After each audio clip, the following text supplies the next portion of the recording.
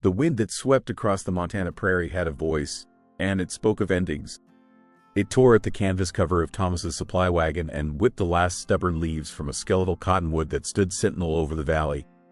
After 3 years of saving, of sweating through harvests in the Dakotas and breaking horses in Wyoming, the paper in his coat pocket felt heavier than any pack he'd ever carried. It was a deed, a promise, an anchor for a life he prayed would finally be quiet. He crested the last rise, and there it was, a small, windswept cabin, its log walls silvered by sun and snow, a curl of smoke rising from its stone chimney like a stubborn prayer. The sight should have filled him with a profound sense of peace. Instead, a soldier's instinct, buried but not dead, prickled at the back of his neck. He'd bought the land site unseen from an agent in redemption, a parcel abandoned after its owner's death. But the smoke meant life. It meant someone was already here. He pulled the wagon to a stop 50 yards from the cabin, his movements slow and deliberate. He swung down from the bench, the familiar ache in his left knee a dull reminder of Antietam. He walked forward, his boots crunching on the hard, frozen earth, his hand held open at his side to show he meant no harm. The cabin door creaked open before he was halfway there. A woman emerged, and Thomas stopped dead. She was framed in the dark doorway, a silhouette against the dim interior light, and she was leveling a Winchester rifle squarely at his chest. Her knuckles were white where she gripped a worn stock, her face a pale oval of grim determination. A small boy, no more than 7, peeked out from behind her, his tiny hands clutching the fabric of her skirt. A gust of wind, sharper and colder than the last, howled between them, kicking up a cloud of dust and grit. It tore at the woman's brown dress, pressing it against a frame made thin by hardship, and whipped a loose strand of dark hair across her face. She didn't flinch. Her eyes, shadowed and fierce, never left his. "This is my land," she said. Her voice trembled, but not with fear. It was the tremor of a wire pulled too taut, ready to snap. "And you'll leave it, or I'll see you buried on it." Thomas held his ground, years of military discipline overriding the instinct to seek cover. He'd faced down cannon fire and cavalry charges, but the raw, desperate conviction in this woman's gaze was a different kind of weapon altogether. He kept his voice low and even, the tone he'd once used to calm spooked horses and terrified recruits. "Ma'am, I think there's been a misunderstanding. My name is Thomas Cole. I bought this homestead. I have the deed right here." He reached slowly into his coat, his fingers finding the folded, precious paper. The woman's grip on the rifle tightened, the barrel unwavering. "A piece of paper means nothing," she said, her voice laced with a bitterness that felt older than her years. "Thieves use paper, too." "I'm no thief," Thomas said, taking another careful step forward. He held out the document, the official seal of the Redemption Land Office visible even from a distance. Signed and sealed 3 days ago by Silas Croft. The name was a spark on dry tinder. A flicker of something, rage, pain, flashed in her eyes. "Croft," she spat the name like a curse. "That snake-tongued devil has no right to sell what isn't his." She shifted her weight, pulling the boy more tightly behind her. "This was my husband's land. He built this cabin with his own hands." "Your husband, Daniel Miller?" Thomas asked, recalling the name on the deed. "Mr. Croft told me he passed away. A hunting accident." "What Croft calls an accident and what God knows to be true are two different things," she said, her voice dropping to a dangerous whisper. With her free hand, she reached back inside the cabin, pulling a worn leather portfolio from a hook by the door. She tossed it onto the dusty ground between them. "There's my deed, a bill of sale, signed by the man who owned this valley before us. We paid him in sweat and gold, and we have the paper to prove it." Thomas didn't move to pick it up. He found himself caught in an impossible position, the black and white authority of his legal document warring with the undeniable truth of the woman's desperate stand. He was a man who believed in the law, in the order it was meant to impose on a chaotic world. But he had also seen how easily laws could be twisted, how men like Croft, with their smooth words and tailored suits, could use paper and ink to break those more vulnerable. "There must be a way to sort this out," he said, trying again. "We can ride into town, speak to the sheriff." A harsh, humorless laugh escaped her. "Sheriff Brody? He's nothing but Croft's shadow. He keeps his pockets lined and his eyes closed. There's no justice for folk like us in Redemption." The sky was darkening now, the sun sinking behind the distant, jagged peaks of the mountains. The wind grew colder, carrying the promise of a storm. A loose shutter on the cabin's single window was torn from its hinge by a violent gust, slamming against the log wall with a crack that made them all flinch. The boy cried out, burying his face in his mother's dress. The sound broke the tense standoff. Thomas saw not an adversary, but a mother pushed to the edge, a child terrified, a family clinging to the last thing they had in the world. He couldn't force them out. Not into the coming storm, not with the memory of other broken families haunting his nights. "Ma'am," he began, his tone softer now. "My quarrel is with Silas Croft, not with you and your boy. But I've spent everything I have on this place. I have nowhere else to go." She watched him, her gaze searching his face, weighing his words. The rifle lowered an inch, a barely perceptible shift. "And I will not be moved," she said, her resolve unshaken. Thomas looked from the cold, unwelcoming cabin to the vast, empty prairie stretching out behind him. He looked at the darkening sky, where heavy clouds were gathering like an invading army. His dream of a quiet life, a peaceful home, was dissolving into just another conflict he hadn't sought but now had to navigate. "Then we have a problem," he said. He took a deep breath, the cold air burning his lungs. "And it seems to me there's only one solution for tonight. The circuit judge is due in redemption in a few weeks. Until he arrives and makes a ruling, we have a truce." She eyed him with suspicion. "What kind of truce?" "I'll sleep in the barn," he said, nodding toward the weathered structure 50 feet away. "I won't set foot in the cabin unless invited. We share the land. We share the well. When the judge comes, we present our papers, and we abide by his decision. Until then, we are neighbors." Leah considered his offer, the rifle still held at a ready angle. Her gaze flickered from Thomas's steady eyes to the frightened face of her son, then to the ominous sky. She was out of options, and they both knew it. To turn a man away in this weather was a death sentence, and to provoke a fight she might not win would endanger her child. "The barn is cold," she said, the words a reluctant concession. "And the roof leaks. I've slept in worse," Thomas replied. With a final, weary sigh, she gave a curt nod. "One night," she said, though the word was a lie and they both knew it. This was not a solution, merely a delay of the inevitable. "You stay on your side of the yard. You come near this cabin, and I'll shoot first and ask questions later." "Understood?" "Understood," Thomas said. He watched as she backed into the cabin, pulling her son with her, the rifle never leaving her hands until the heavy plank door closed between them. The bolt slid home with a heavy, final thud. Thomas stood alone in the gathering dark, the wind his only companion.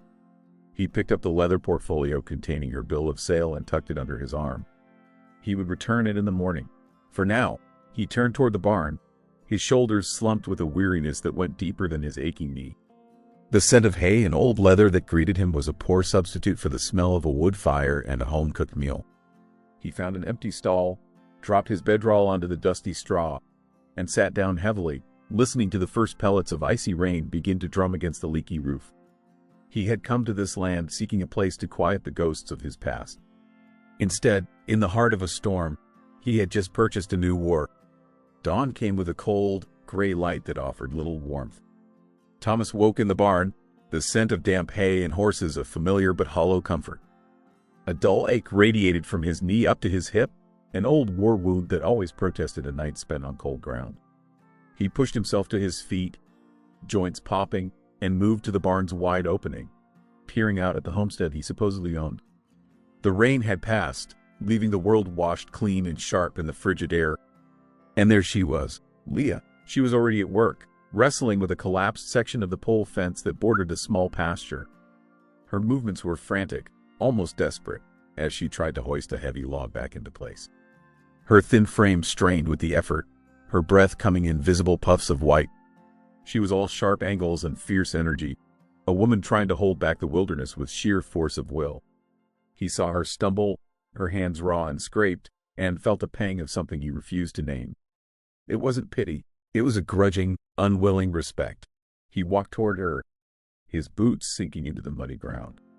She heard him coming and straightened instantly, her hand flying to the rifle she'd propped against a fence post.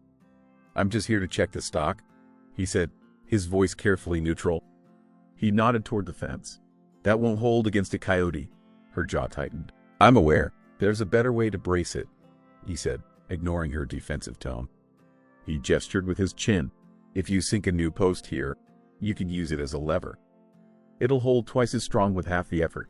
She stared at him, her dark eyes narrowed with suspicion, searching for the trick, the angle. Finding none, only a man stating a simple fact. Her shoulders sagged an inch. She was exhausted. The proof was in the dark circles under her eyes, the tremor in her hands.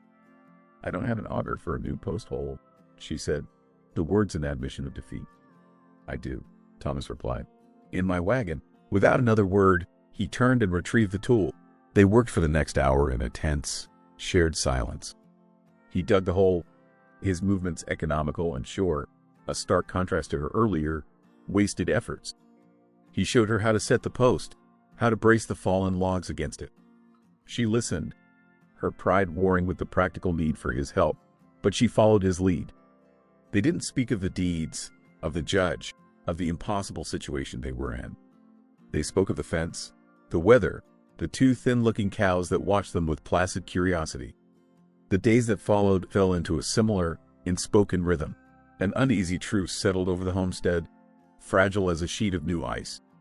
He rose at dawn and took care of the heavier work, splitting wood until his palms blistered, reinforcing the leaky roof of the chicken coop, clearing rocks from a field that looked like it hadn't been plowed in a year.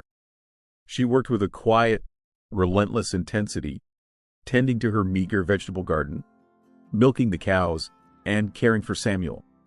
They orbited each other at a careful distance, their lives overlapping only in the shared tasks of survival. He never approached the cabin. She never approached the barn. Their communication was a silent language of provision. One afternoon, Thomas took the old shotgun he'd brought and returned from the foothills with 2 plump rabbits. He cleaned them by the creek, then left them hanging on a hook on the cabin porch. He said nothing, simply returned to the barn. That evening, as dusk bled across the sky, he found a tin plate on the barn's threshold. It held a bowl of hot, savory stew and a thick slice of fresh cornbread. He ate sitting on the steps, the warmth of the food spreading through him. He could see her silhouette in the cabin window, watching her son eat at the small table. It was the closest thing to a shared meal he'd had in years. The true bridge between their worlds was the boy. Samuel was a quiet, watchful child, with his mother's wary eyes but a curiosity that couldn't be contained. After a few days, Thomas noticed a small, beautifully carved wooden hawk sitting on a fence post where he was working. He recognized it as the one the boy had clutched in the town square. A test, an offering. Thomas didn't touch it, merely tipped his hat to it as if acknowledging a fellow sentinel. The next day, a carved wolf appeared on the woodpile. Samuel was slowly, tentatively, building a treaty of his own. After a week, their supplies had dwindled to a point that could no longer be ignored. Thomas knew he had to go to town. I'm riding into Redemption for flour and salt, he announced from a safe distance as Leah was feeding the chickens. Is there anything you or the boy are in need of?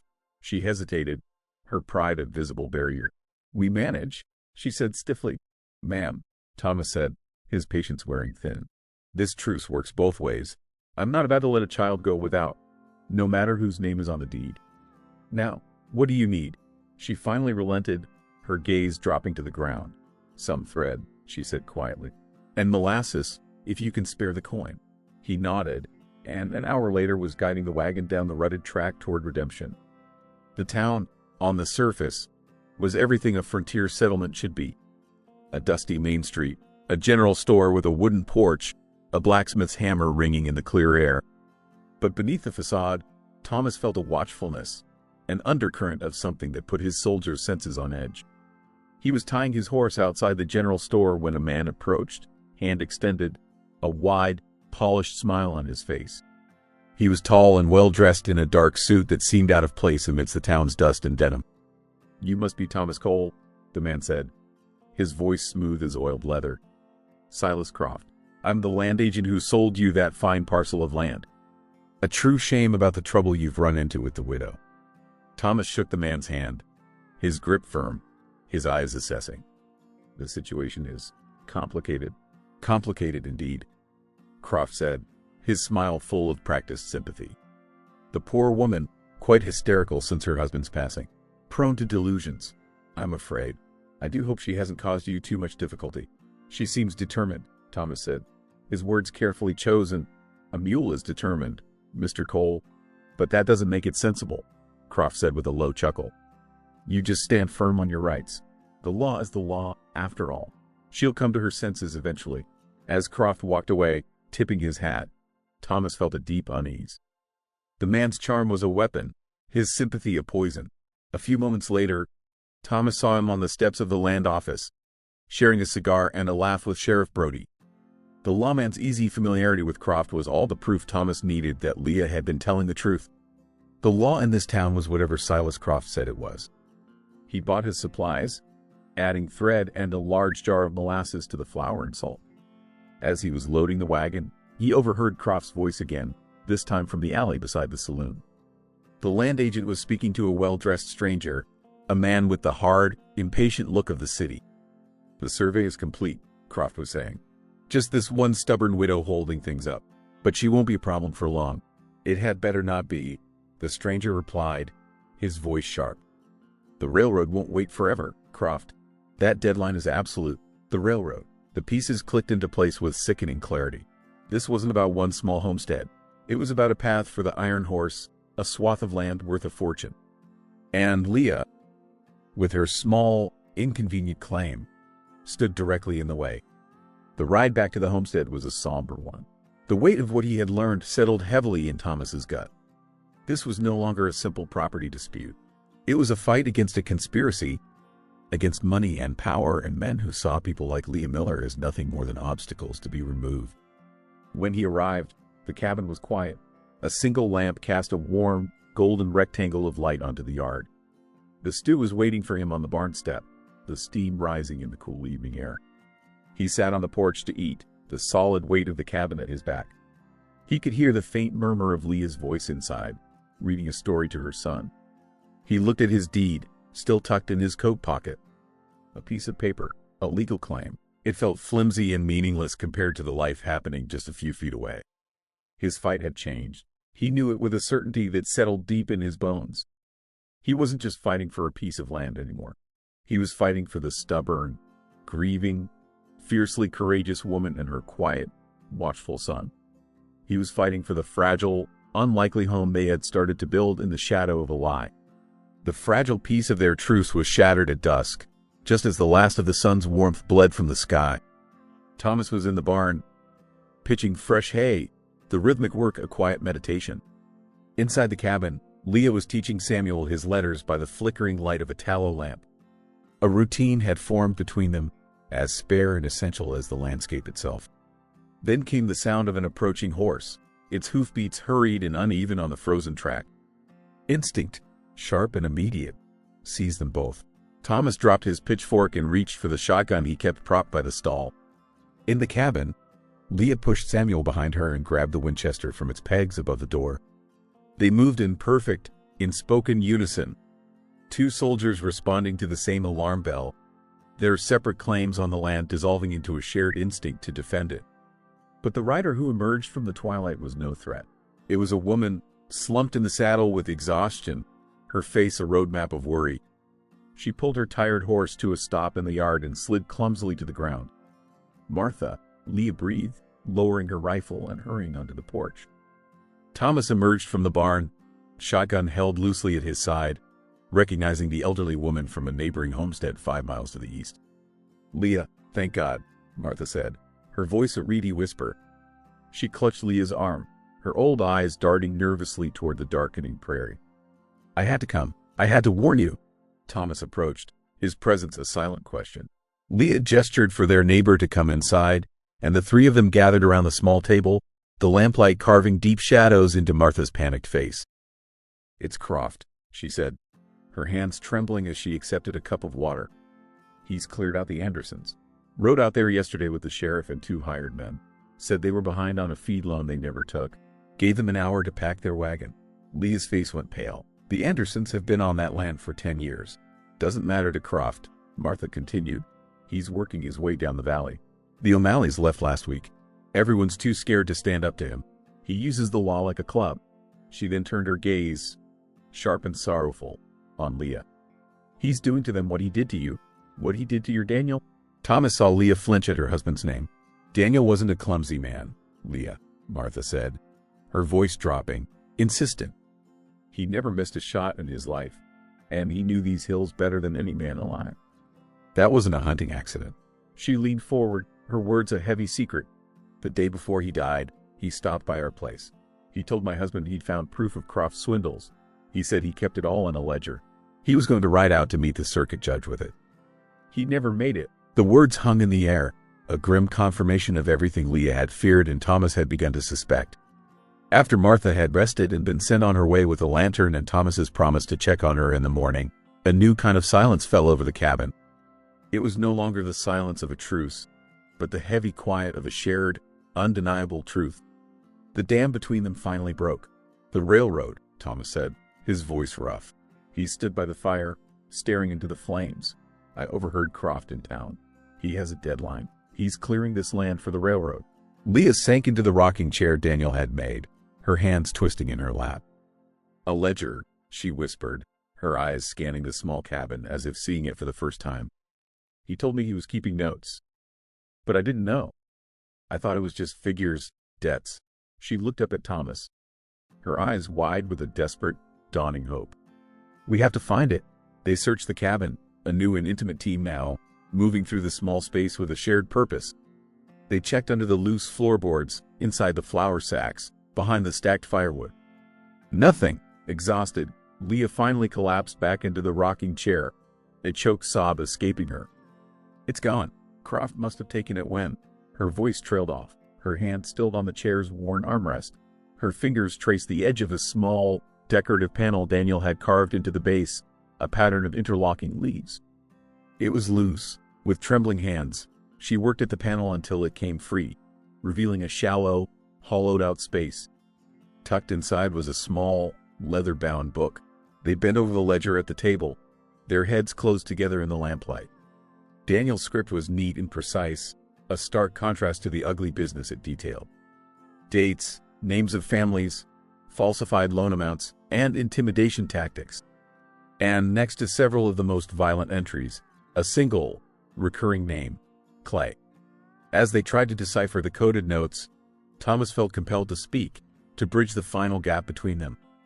In the war, he began, his voice low, my company was ordered to hold a ridge. We were outnumbered, low on ammunition. But we held it. He paused, the memory still sharp. I did what I had to do. Afterwards, I just wanted quiet. A place where a man's sweat meant more than a general's orders. Leah looked up from the ledger, her gaze soft with understanding. Daniel was like that, she said. He believed in fairness. He thought if he could just show people the truth, in black and white, they would have to listen. He believed in the good of people. He was a brave man, Thomas said. He was a good husband, she replied, a single tear tracing a path down her dusty cheek. And a wonderful father. The moment of shared vulnerability was interrupted by Samuel. The boy, who had been watching them from his small cot, padded over to the table. He stood before Thomas, his expression solemn. Were you a soldier? He asked. Thomas nodded. A long time ago. Did you fight bad men? Sometimes, Thomas admitted, and sometimes I fought men who were just like me, fighting for what they believed in. Samuel considered this with a child's profound gravity. Then, he returned to his cot and came back with the carved wooden hawk. He held it out to Thomas. Papa would want you to have this, the boy said. He said the hawk sees everything. It'll keep you safe. Thomas's throat grew tight. He accepted the small, smooth object, its weight a tangible symbol of the trust he had just been given. Thank you, Samuel, he said, his voice thick. I'll take good care of it. It was then that the smell of smoke reached them, sharp and acrid. Thomas was on his feet in an instant, grabbing the shotgun as he moved to the door. Outside, an unnatural orange glow lit the night sky. The hay in the paddock nearest the barn was on fire, the flames licking hungrily at the dry wood of the barn itself. Stay inside with the boy and lock the door, Thomas yelled, grabbing 2 buckets. But Leah was right behind him, her own bucket in hand. This is my home, she shouted over the roar of the fire. I'm not hiding from him. They worked in a frantic, desperate rhythm, running to the well, hauling buckets of freezing water, and throwing them against the encroaching flames. The heat was scorching, the smoke a choking blanket. They moved as one, their earlier animosity burned away, forged into a seamless unit by the shared, immediate threat. They managed to beat back the fire just as it began to catch the corner of the barn roof, leaving a blackened, smoldering scar on the land and a deeper one on their sense of safety. They stood in the aftermath, chests heaving, faces smeared with soot, the smell of smoke clinging to their clothes. The immediate danger had passed, but the message was clear, delivered with a brutal efficiency that left no room for doubt. Croft wasn't going to wait for the judge. He was done with threats and legal tricks. He was going to wipe them off this land, leaving nothing behind but ash and silence. Thomas looked at Leah, at the fierce, unyielding light in her eyes, and knew their uneasy truce had just been consecrated in fire. This was no longer a dispute over property. It was a war. The morning after the fire, a new and calculated cruelty awaited them. The air was still thick with the acrid smell of burnt hay, a constant reminder of the night's violence. When Leah went to the well for their morning water, her bucket came up not with clear, cold liquid, but with a foul, murky sludge. Thomas peered into the darkness and saw the source, the bloated, fur-matted body of a coyote, its head twisted at an unnatural angle. The act was more than intimidation. It was a tactical strike. Their well, their lifeline, was poisoned. Now, every drop of water for drinking, cooking, or tending the animals would have to be hauled a quarter-mile from a small, snow-milk creek. The journey was out in the open, a slow, arduous trek that would leave them exposed and vulnerable. Croft had turned their own land against them. "He's trying to flush us out," Thomas said, his voice a low growl of contained fury. He pulled the grim offering from the well, his movements sharp and angry. "He wants us tired, scared, and out in the plain sight of his men." Leah's face was a pale, determined mask. "Then we won't give him the satisfaction of seeing our fear." A grim siege began. The vast, open prairie that had once symbolized freedom now felt like a prison yard. The days fell into a grueling routine, each task a calculated risk. They moved with the heightened senses of soldiers in enemy territory, their rifles never far from reach. The trips to the creek were the most perilous. Thomas would go, buckets in hand, while Leah stood watch from the cabin porch, her Winchester resting on the railing, her eyes scanning the low hills that bordered their property. At night, the psychological war began. Croft's men, led by the foreman Thomas now knew as Clay, would circle the homestead just beyond rifle range. They never showed themselves, but their presence was a constant, unnerving pressure. A sudden whoop from the darkness, the rustle of unseen movement in the tall grass, the low, mournful howl of a wolf that sounded too much like a man. They were ghosts in the dark, their purpose to unravel their nerves, to grind them down with sleeplessness and fear. In the face of this relentless pressure, Thomas's military training, long suppressed, came flooding back. The quiet homesteader was gone, replaced by the methodical, disciplined soldier. He began to fortify the cabin, turning their small refuge into a defensible position. He showed Leah how to brace the door with a heavy log, how to board up the lower half of the windows, leaving only narrow slits for firing. He taught her to conserve ammunition, to make every shot count. "Don't just pull the trigger," he instructed, his voice low and steady as they stood in the yard, using a line of tin cans on a fence post for practice. "Squeeze it, slow and steady. Breathe out as you fire. Know where your bullet is going before it leaves the barrel." Leah was a quick study, her fear channeled into a cold, focused anger. The rifle felt less like a foreign object now, more like an extension of her own will. One afternoon, as Thomas adjusted her stance, his hand closing over hers on the rifle stock to correct her grip, a current passed between them. It was a brief, charged touch, a silent acknowledgement of the profound intimacy that had grown in the crucible of their shared danger.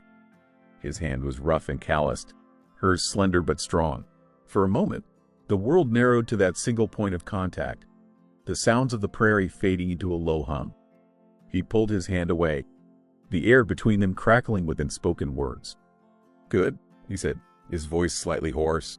"You're a natural." Their alliance was sealed not in words, but in these moments of shared labor and mutual defense. They were a unit, moving and thinking as one. Their conversations, held in hushed tones by the fire after Samuel was asleep, were now tactical, focused on survival. "They'll try to come from the east at dawn," he'd say, pointing to a spot on a crude map he'd drawn of the property. "The rising sun will be in our eyes. The creek bed offers them cover on the south side," she'd counter, her knowledge of the land as valuable as his combat experience. "We need to watch that gully." The emotional turning point came on a cold, windswept afternoon. Samuel had been watching them work, his small face a mixture of fear and awe. He approached Thomas, who was cleaning the shotgun on the porch, and stood silently before him for a long moment. Then, with solemn gravity, he held out the carved wooden hawk. "Papa would want you to have this," the boy said, his voice clear and certain. "He said the hawk sees everything. It'll keep you safe." Thomas felt his throat tighten. He looked from the boy's earnest face to the small, beautifully crafted bird in his hand. This was more than a gift. It was a transfer of guardianship, a child's profound and heartbreaking acceptance of a new protector. He knelt to Samuel's level, his eyes meeting the boy's. "I will keep it safe, Samuel," he said, his voice thick with emotion. "And I will keep you safe, I promise." That night, they worked by lamplight, poring over Daniel's ledger again. The relentless pressure of the siege had sharpened their focus. A series of numbers in the margin, which they previously dismissed, suddenly made sense. They were coordinates, matching survey markers Thomas had seen on his first trip to Redemption. Cross-referencing them with a date, they uncovered the ledger's darkest secret. It was a detailed accounting of a payment from a railroad executive to Croft, with a large sum specifically allocated for enforcement, next to Clay's name, dated 2 days before Daniel's hunting accident. "It's not just a land grab," Leah whispered, her face ashen in the lamplight. "It's a murder for hire. My Daniel, they killed him for this." The truth, stark and ugly, settled between them. They now held proof that could hang not only Croft but a powerful railroad man as well. The ledger had just become the most dangerous object in Montana territory. As if the discovery had summoned the devil himself, the assault came that night. It began not with whoops and hollers, but with a terrifying silence. The wind died down. The crickets stopped chirping. A heavy, expectant stillness fell over the prairie. "They're coming," Thomas whispered, already moving to his position by the front window. The first shot shattered the night, splintering the log wall just inches from his head. A full-blown thunderstorm, which had been threatening for hours, broke at the same moment, the flash of lightning illuminating 3 figures moving in a low crouch toward the cabin. The world dissolved into a chaos of muzzle flashes, shattering glass, and the deafening roar of gunfire, all set against the percussive boom of thunder.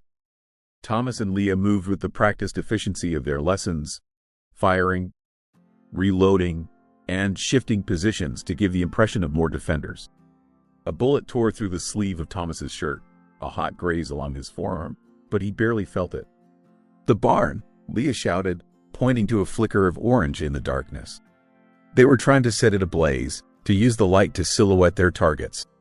Just then, a wave of rain, thick and torrential, sluiced from the sky.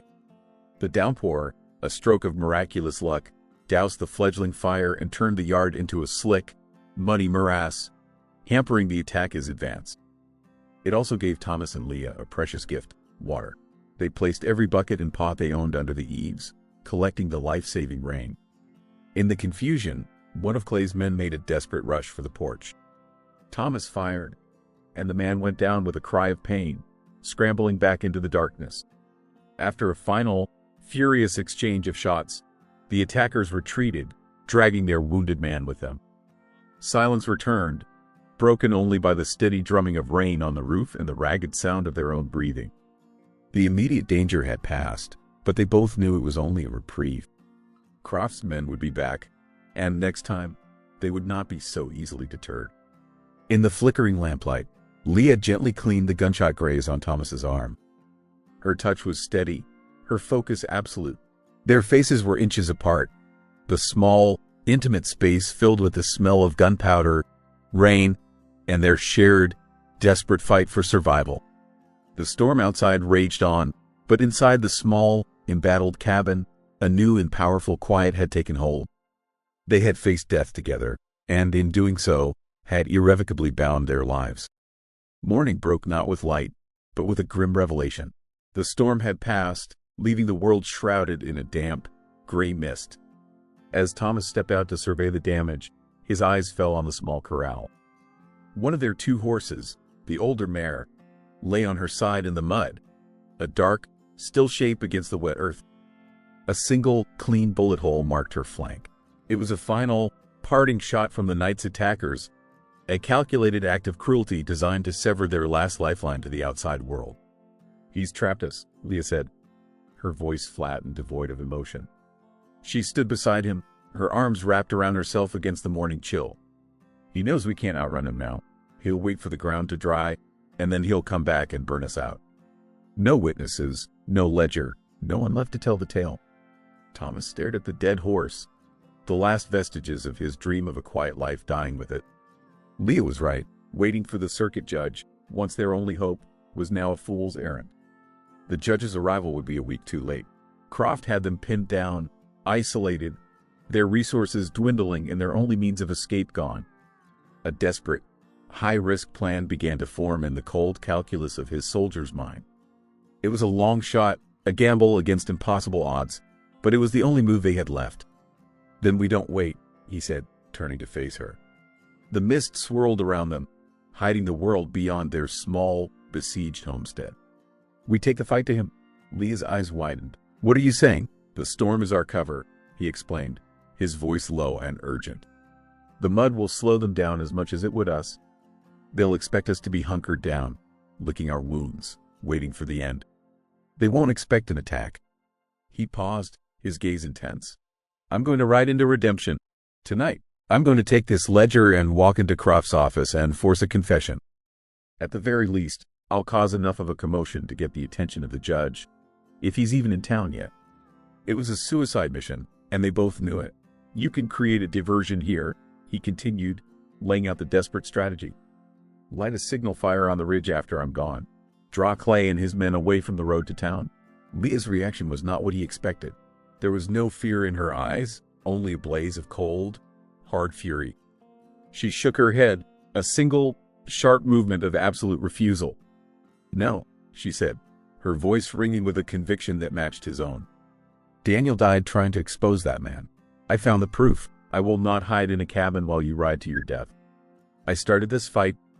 Thomas, I'm going to finish it with you." He saw it then, the same unyielding fire that had met him with a rifle on his first day. It was the core of her, a strength that had been forged in grief and hardship, and he knew in that moment that he could no more convince her to stay behind than he could command the sun to rise in the west. They revised the plan, their words quick and clipped, a council of war between 2 seasoned commanders. They would ride into town together on their one remaining horse. They would leave Samuel. The thought of it was a physical pain, a tearing at something vital. But the alternative was worse. Staying meant certain death for all of them. Leaving him gave them a sliver of a chance. "The root cellar," Leah whispered, her voice catching. Daniel dug it himself. "It's small, hidden under the floorboards behind the hearth. Croft's men will never find it." The farewell was the hardest thing Thomas had ever done. Harder than any battle, harder than burying his comrades. He knelt before the small boy, whose face was a mask of confusion and fear. "Samuel," Thomas began, his voice thick, "your mother and I have to go on a trip. A very important one. We need you to be a soldier for us. We need you to be brave and stay here, hidden, until we come back." Leah showed him the secret cellar, the small, dark space that smelled of earth and potatoes. She filled it with a jug of water, a loaf of bread, and 2 blankets. She kissed her son's forehead, her own tears held back by a force of will that amazed Thomas. "You stay here, my love," she murmured, her voice trembling. "No matter what you hear, you stay quiet, and you wait for us. We will come back for you, I promise." Samuel looked from his mother's desperate face to Thomas's grim one. He clutched the wooden hock so tightly his knuckles were white. "You'll fight the bad men?" he asked, his small voice barely a whisper. "We will," Thomas said. Then, in the tense, quiet cabin, with the weight of their desperate gambit pressing down on them, Thomas turned to Leah. The words came unplanned, torn from a place deep within him that he thought had died on a battlefield years ago. "Leah," he said, his voice raw, If we don't make it back, I need you to know. This place, it was just land to me. Until you. Now," he struggled for the words, "I'm not fighting for this dirt. I'm fighting for a future I never thought I'd have again. A future with you and Samuel. Her eyes, wide and luminous in the dim light, filled with tears. Don't say it like a goodbye, Thomas, she whispered. I'm not fighting for Daniel's memory anymore. I'm fighting for us. The ride to town was a perilous journey through a world of mud and mist. They rode double on the remaining horse, Leah's arms wrapped tightly around Thomas's waist, the precious ledger tucked securely inside his coat. Every shadow seemed to hold a threat. Every gust of wind sounded like an approaching rider. They skirted the main road, sticking to the gullies and creek beds, the horse slipping and sliding in the treacherous mud. They reached the outskirts of Redemption as a new wave of rain began to fall, turning the dusty main street into a river of muck. They tethered the horse in an alley behind the blacksmith shop, the sounds of the town muffled and distorted by the downpour. Soaked in mud splattered, they looked less like avengers and more like half-drowned refugees. They crept through the alleyways, their boots making sucking sounds in the mud. The land office was at the far end of the street, a single lamp burning in its window, a beacon in the stormy twilight. They could see two figures silhouetted against the light inside. Croft and another man, the railroad executive, Thomas assumed. The final, corrupt deal being sealed. Ready? He whispered, his hand on the cold, wet handle of his shotgun. Leah, her Winchester clutched in her hands, gave a single, determined nod. They moved as one, bursting through the door, rifles raised, the element of surprise their only real weapon. And then the world tilted. It wasn't a railroad man sitting across from Croft. It was Sheriff Brody. He was in the act of accepting a heavy leather bag from the land agent, a bag that clinked with the unmistakable sound of coins. They froze in the doorway, their desperate charge grinding to a halt. Croft's initial shock melted into a slow, cruel smile. Brody, his face a mixture of fear and fury at being caught, fumbled for his pistol. They were trapped, their exit blocked, their enemies before them. The corrupted law and the architect of their misery united in a single, damning tableau. Well, Croft sneered, his voice dripping with triumphant malice. Look what the storm blew in. You should have taken my offer and left, soldier. Now you just die tired. The rain lashed against the windows of the land office, each drop a tick of a clock counting down their final seconds. Croft's sneer was a mask of victory, the heavy bag of coins on the desk between him and the sheriff a testament to the town's rotten core. Sheriff Brody, his face slick with sweat, finally got his pistol free of its holster, the barrel wavering as he pointed it at Thomas. You should have taken my offer and left, soldier, Croft repeated, savoring the moment. Now you just die tired. Thomas's mind raced, the soldier within him assessing the impossible geometry of the room. 2 guns against 2. Brody was a poor shot, driven by fear, but Croft's eyes held a cold, reptilian stillness. He would not miss. It's over, Croft, Thomas said, his voice a low, steady anchor in the storm of the room. He was buying time, though for what, he didn't know. We have the ledger. It's all in here. The bribes, the forged deeds, the payment for Daniel Miller's murder. A dead man's scribblings? Croft laughed, a dry, rustling sound. No one will ever see that book. Brody, you're a witness. They broke in, threatened an officer of the law. A clear case of self-defense. Thomas shifted his gaze to the sheriff, trying to find a flicker of decency, a remnant of the man who had sworn an oath to protect. Brody, think about what you're doing. You're siding with a murderer against your own people. He's right, Tom. Leah's voice cut through the tension, sharp and clear. You knew my Daniel. You know, he was an honest man. Is this what you want your legacy to be? The man who sold his town for a bag of silver? The sheriff flinched, his eyes darting from Leah's accusing face to Croft's cold one. For a heartbeat, he wavered, and in that moment of hesitation, the office door burst open again. It was Samuel, soaked to the bone, mud-streaked, his small face a mask of terror and determination. He stood in the doorway, clutching the small rifle they had left him. The sight of his mother and Thomas held at gunpoint had shattered his promise to stay hidden. Driven by a love more powerful than any fear, he had taken their last horse and followed. Leave my mother alone, he cried, his voice a reedy shout that was swallowed by a clap of thunder. The boy's sudden appearance was a lightning strike in the tense room, a chaotic, unpredictable element that shattered the standoff. Croft, his face contorting with rage, saw not a child but a new advantage. He lunged, not for a weapon, but for Samuel. "No!" Leah screamed, moving to intercept him. Everything happened at once. As Croft grabbed for the boy, a gunshot exploded, but it came from the street, shattering the large window of the land office. Glass sprayed across the room.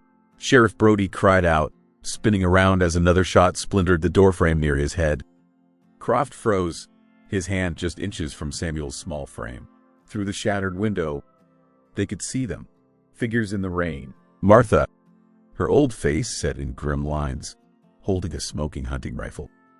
Beside her stood two other homesteaders, the O'Malleys, their expressions equally fierce.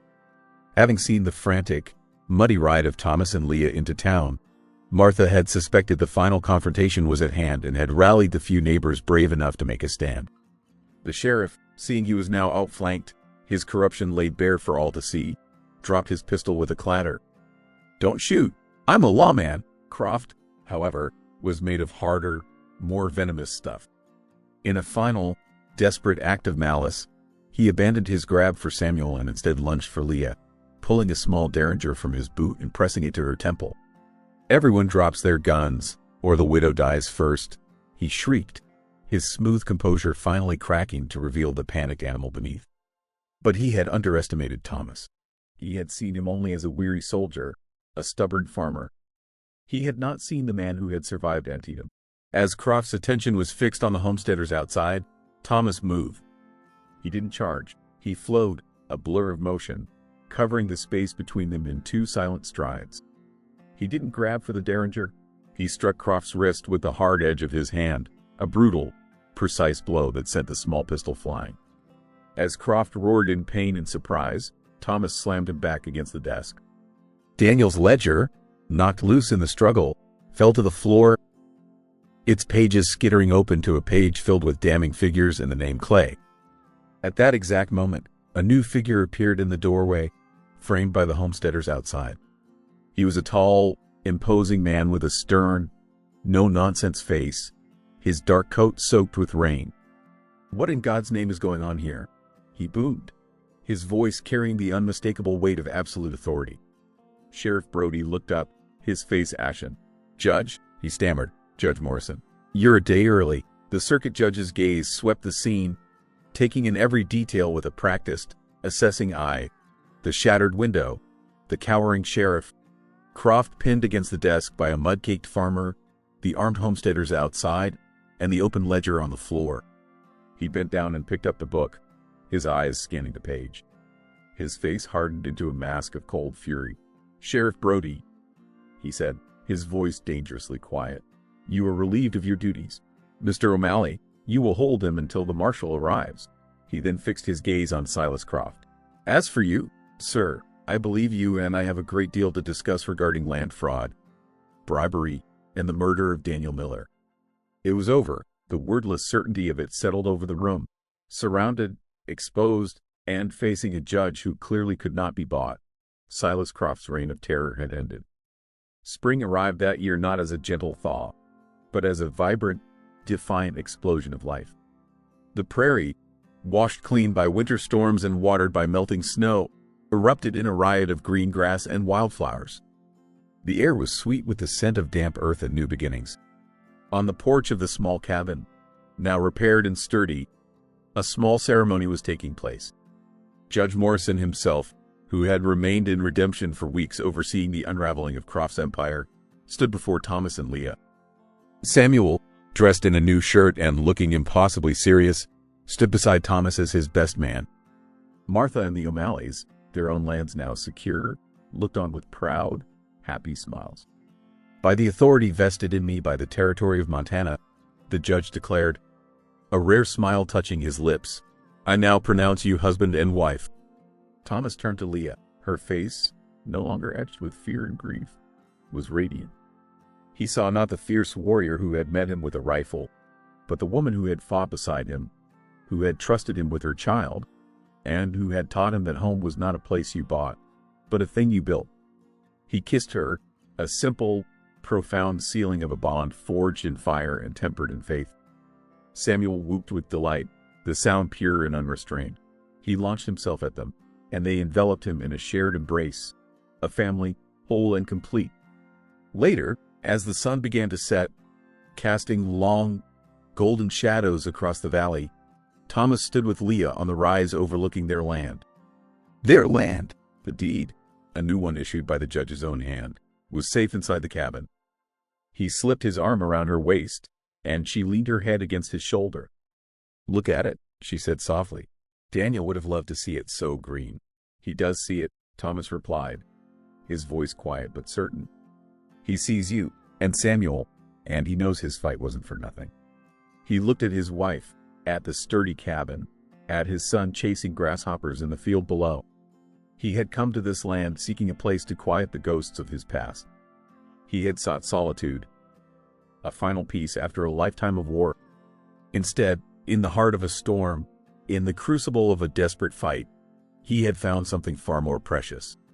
He had found a family that taught his heart not just to beat, but to live again.